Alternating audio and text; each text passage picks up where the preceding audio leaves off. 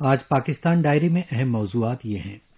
Corona virus کے سبب پاکستان کی معیشت اور پاک چین تجارت متاثر، پاکستانی کابینہ کا صحافیوں کے تحفظ سے متعلق بل کو منظوری دینے سے انکار، سوشل میڈیا قوانین سے پاکستان کی ڈیجیٹل معیشت کو لگ سکتا ہے دھچکا، ایلس ویلز، پاکستان نے روس کے ساتھ اپنے 40 سالہ قدیم تنازع کو حل کرنے کے لیے ادا کیے 1442 ارب روپے، سابق وزیر اعظم شاہد خاقان عباسی اور سابق وزیر داخلہ احسن اقبال ضمانت پر رہا، عمران ڈرامے اور ٹویٹ سے اپنے جرم نہیں چھپا سکتے، مریم اورنگزیب، خیبر پختونخوا صوبائی اسمبلی میں اپوزیشن کا احتجاج اور پشتون قبائل کا خلاف قانون قتل کے مبینہ معاملے پر خیبر پاس احتجاج۔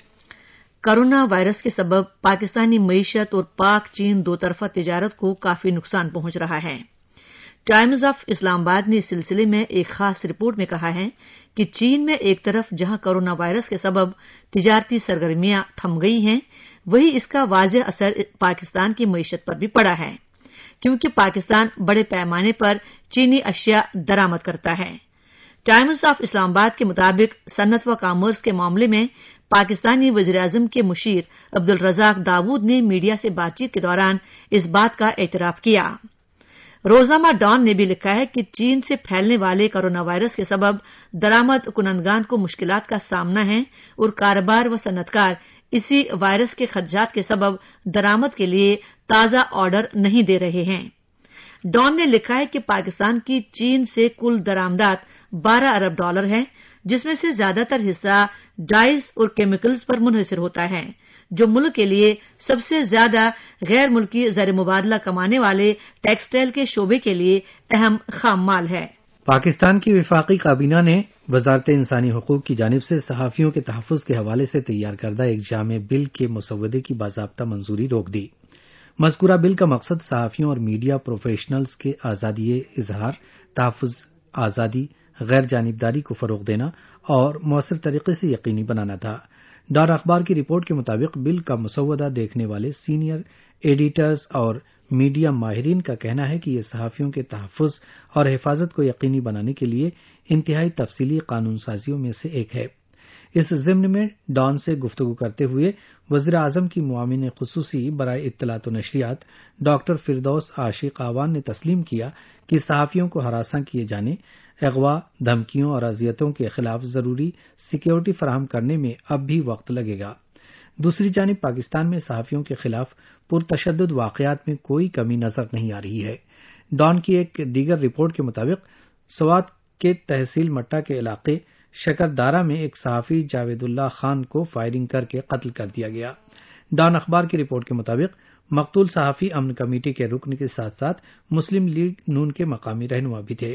پولیس کے مطابق جاوید اللہ خان کار میں سوار ہو کر اپنے کھیتوں پر جا رہے تھے کہ نامعلوم حملہ آوروں نے ان کی گاڑی پر فائرنگ کر دی، جس کے نتیجے میں وہ شدید زخمی ہو گئے، جس کے بعد انہیں فوری طور پر اسپتال لے جایا گیا، جہاں وہ دوران علاج دم توڑ گئے۔ تاہم حملے کے وقت کار میں صحافی کے ساتھ موجود پولیس گارڈ محفوظ رہا۔ جنوبی ایشیا کے امور کے لیے امریکہ کی اعلی سفارتکار ایلس ویلز نے پاکستانی حکومت کے سوشل میڈیا سے متعلق نئے قواعد و ضوابط پر تشویش کا اظہار کرتے ہوئے کہا ہے کہ یہ آزادی اظہار اور ڈیجیٹل معیشت کی ترقی کے لیے دھچکا ہوگا۔ دی ایکسپریس ٹریبیون کی رپورٹ کے مطابق سماجی رابطے کی ویب سائٹ پر ٹویٹ کرتے ہوئے ایلس ویلز نے کہا کہ اگر پاکستان غیر ملکی سرمایہ کاروں کی حوصلہ شکنی کر رہا ہے اور اس طرح کے متحرک سیکٹر میں مقامی جدت کو دبا رہا ہے تو یہ بدقسمتی کی بات ہے۔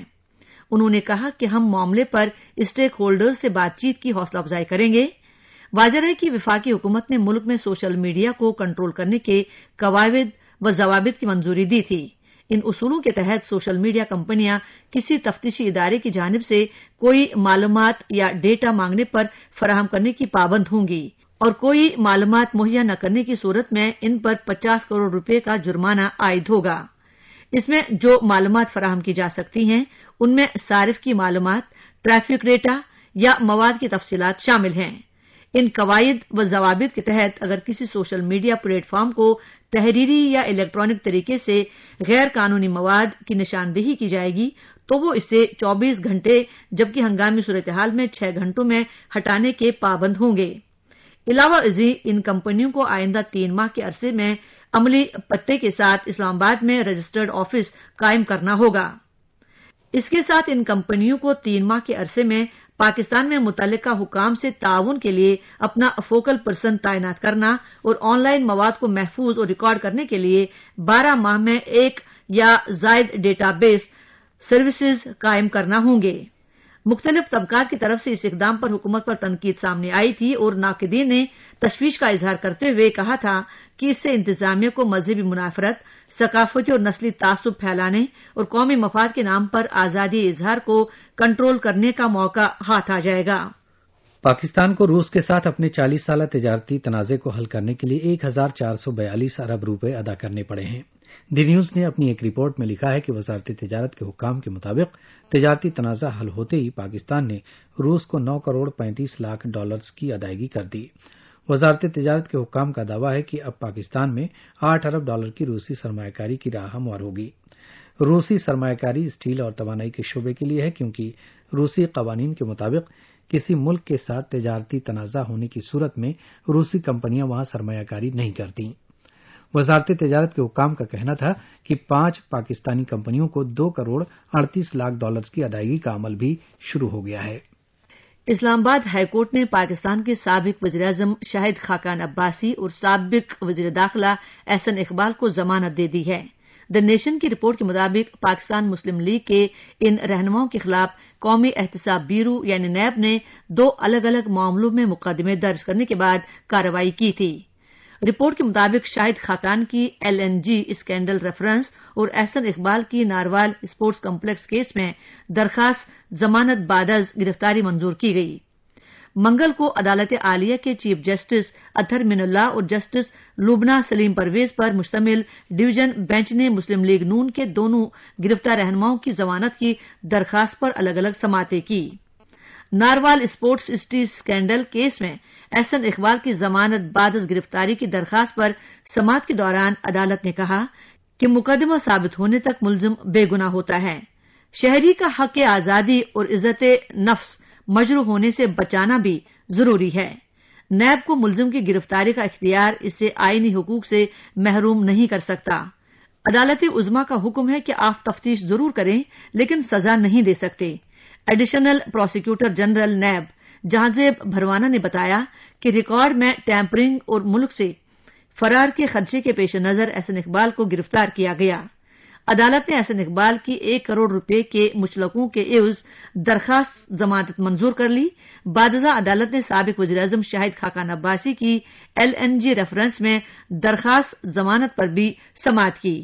شاہد خاقان عباسی کی درخواست ضمانت پر سماعت کے دوران نیب پروسیکیوٹر نے موقف اپنایا کہ نیلامی کے بعد LNG ٹرمینل کے لیے ایک کنسلٹنٹ فرم ہائر کی، جس پر چیف جسٹس اطہر من اللہ نے کہا کہ USAID کی گرانٹ کے ذریعے اس کنسلٹنٹ فرم کو فیس دی گئی ہے۔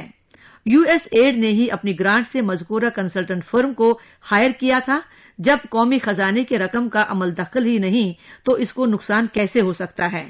بعد ازاں عدالت نے شاہد خاقان عباسی کی درخواست ضمانت منظور کرتے ہوئے 1 کروڑ روپے کے ضمانتی مچلقے جمع کرانے کا حکم دے دیا۔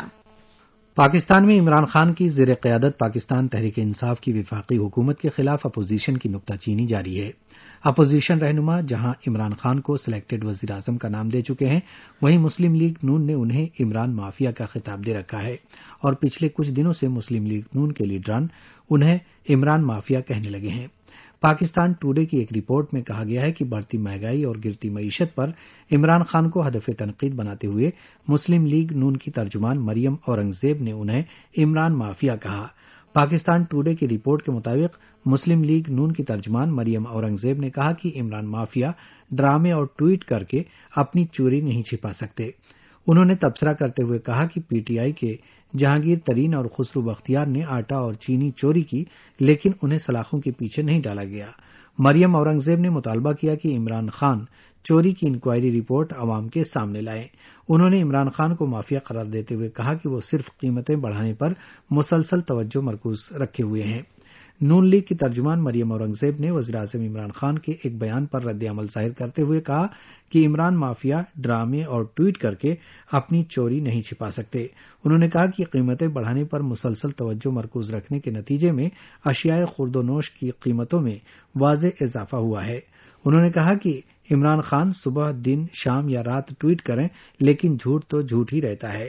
مریم اورنگزیب نے مزید کہا کہ مہنگائی مصنوعی نہیں دانستہ طور پر کی گئی۔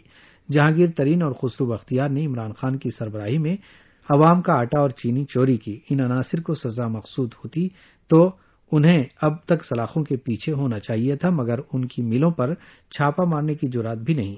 چوری کی انکوائری رپورٹ عوام کے سامنے لائیں۔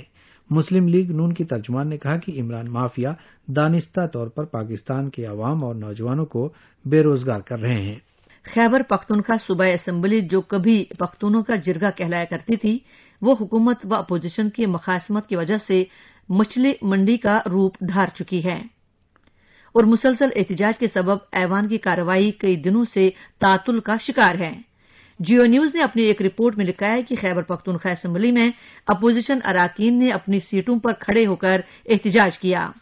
اپوزیشن کا الزام ہے کہ صوبائی اسمبلی کے اسپیکر مشتاق غنی جانبدار ہو چکے ہیں اور وہ حکومتی پالیسی کے مطابق اسمبلی کی کارروائی چلاتے ہوئے اپوزیشن کو دیوار سے لگا رہے ہیں۔ ایکسپریس نیوز نے بھی اپنی رپورٹ میں کہا ہے کہ اپوزیشن اور اسپیکر کے درمیان جاری یہ تنازعہ در حقیقت اپوزیشن و حکومت کے درمیان تنازعہ ہے، جس کے لیے صوبائی اسمبلی کا ایوان میدان جنگ بنا ہوا ہے اور حکومت کی جانب سے اپوزیشن کی ہنگامہ آرائی کا جواب بھی اسی ایوان میں دیا جا رہا ہے۔ ایکسپریس نیوز نے لکھا ہے کہ اپوزیشن کی جانب سے یہ احتجاج اچانک شروع نہیں کیا گیا اور نہ ہی وہ الزامات اس احتجاج کی وجہ ہیں کہ جو اپوزیشن کی جانب سے ایوان کے اندر اسپیکر پر عائد کیے گئے، بلکہ در حقیقت معاملہ ترقیاتی فنڈز کی تقسیم کا ہے کہ جس پر اس سے قبل بھی اسمبلی کے اندر اور باہر احتجاج ہو چکا ہے۔ اس سے قبل بھی اپوزیشن جماعتوں نے ترقیاتی فنڈز کی عدم فراہمی پر اسمبلی کے اندر بھی بھرپور احتجاج کیا تھا اور جب ان کے احتجاج کا کوئی نتیجہ نہ نکلا اور صوبائی وزراء کی کمیٹی اور وزیر اعلیٰ محمود خان کے ساتھ نشست بھی ترقیاتی فنڈز کے لیے راہ ہموار نہ کر سکی تو اپوزیشن ارکان وزیر اعلیٰ ہاؤس پشاور کے باہر دھرنا دینے اور احتجاج کرنے پر مجبور ہو گئے تھے اور یہ ایک روزہ احتجاج بھرپور طریقے سے کیا گیا تھا، جس کے نتیجے میں وزیر اعلیٰ کی ہدایت پر ایک مرتبہ پھر صوبائی وزراء پر مشتمل کمیٹی نے مذاکرات کا ڈول ڈالا اور اپوزیشن کو اس بات پر راضی کر لیا گیا تھا کہ ترقیاتی فنڈز کا 65% حصہ حکومتی ارکان کو ملے گا جبکہ 35% حصہ اپوزیشن کو دیا جائے گا۔ اس فارمولے پر دونوں جانب سے اتفاق بھی کر لیا گیا اور اپوزیشن کے منتخب ارکان سے ان کے حلقوں سے متعلق ترقیاتی اسکیمیں بھی مانگ لی گئیں۔ البتہ اپوزیشن کی خواتین اور اقلیتی ارکان کو نظر انداز کیا گیا، تاہم ان سے بھی وزیر اعلیٰ نے وعدہ کیا کہ انہیں بھی مایوس نہیں کیا جائے گا۔ لیکن اپوزیشن کے ساتھ جو وعدے کیے گئے اور ترقیاتی فنڈز کی فراہمی کا جو لارا لگایا گیا وہ صرف دعووں تک ہی محدود رہا، جبکہ دوسری جانب بقول اپوزیشن کے انہی کے حلقوں میں نہ صرف یہ کہ غیر منتخب ارکان کو ترقیاتی فنڈز کی فراہمی کا سلسلہ جاری ہے، بلکہ صوبائی حکومت اپنے کھاتے میں پی ٹی آئی کے ممبران قومی اسمبلی اور سینیٹرز کو بھی ترقیاتی فنڈز سے نواز رہی ہے، جبکہ اپوزیشن ارکان کو دیوار سے لگا دیا گیا ہے، جس کے بعد ان کے پاس اس کے سوا کوئی راستہ اور آپشن باقی نہیں بچتا کہ وہ اپنا رد عمل ظاہر کریں، اور وہ رد عمل دینے کے لیے اپوزیشن ارکان نے صوبائی اسمبلی کے فورم کا انتخاب کیا، جس کی وجہ سے بڑے جانبدار طریقے سے اپوزیشن کا پیغام سب تک پہنچ رہا ہے۔ پاکستان کے شمال مغربی خیبر ضلع میں ایک مقامی نوجوان کے خلاف قانون قتل کے مبینہ واقعے کے خلاف پشتون قبائل کا سخت احتجاج سامنے آیا۔ گندھارا ریفرل کی ایک رپورٹ کے مطابق پاکستان میں افغان سرحد سے متصل تاریخی خیبر درہ میں شنواری اور آفریدی قبائل کا لگاتار 4 دنوں سے احتجاج جاری ہے۔ انہوں نے پاکستان اور افغانستان کے درمیان رابطہ کی اہم شاہراہ کو جام کر رکھا ہے۔ ان کا مطالبہ ہے کہ عدنان شنواری نامی نوجوان کے غیر قانونی قتل کے معاملے کی منصفانہ جانچ ہو اور قصورواروں کو کیفر کردار تک پہنچایا جائے۔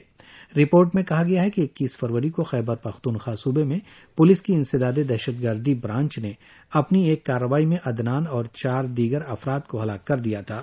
عدنان کے اہل خانہ کا کہنا ہے کہ وہ کوئی دہشت گرد نہیں تھا اور 3 مہینے قبل ہی اسے پولیس نے اٹھا لیا تھا۔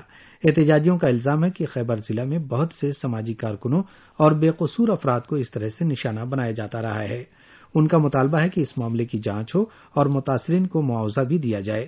عدنان کے والد کا کہنا ہے کہ اگر کسی عدالت نے اسے سزائے موت دی ہوتی تو وہ اس کو تسلیم کر لیتے، لیکن ان کے بیٹے کو غلط طریقے سے نشانہ بنایا گیا اور اسے سفاکانہ طریقے سے موت کے گھاٹ اتارا گیا ہے۔